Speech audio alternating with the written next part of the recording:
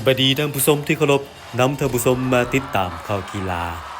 สถาบันเทควันโดโลกกุกิวอนนำนักแสดงมาแสดงศิลปะต่อสู้ป้องกันตัวที่ประเทศลาวในโอกาสเฉลิมฉลองวันสร้างตั้งสายเผ่าพันธุ์ทางการทูตระหว่างสาธารณรัฐประชาธิปไตยประชาชนลาวและสาธารณรัฐเกาหลีครบรอบ30 ปี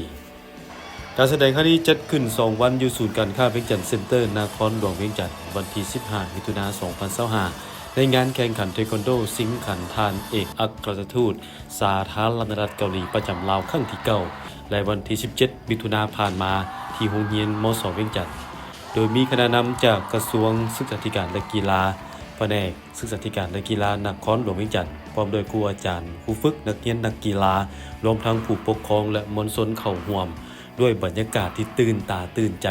และประทับใจในความสามารถของนักแสดงที่ทรงกงมาจากสถาบันเทควันโดโลกกุกิวอนสาธารณรัฐเกาหลี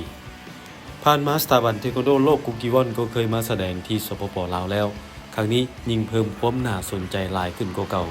ด้วยการแสดงที่หลากหลายและถึกใจมัดใจน้องๆเยาวชนและผู้ชมชาวลาวให้คิดฮอดคิดถึงฝังลึกในความทรงจำสถาบันเทควันโดโลกกุกิวอนมีชื่อเสียงโด่งดังและได้รับความนิยมไปทั่วโลกได้มีการเดินสายแสดงสู่สายตาชาวโลกเป็นประจำในหลายประเทศเพื่อสื่อสารให้ชาวโลกได้รู้ถึงกีฬาเทควันโดซึ่งเป็นศิลปะต่อสู้ป้องกันตัวประจำชาติของสาธารณรัฐเกาหลี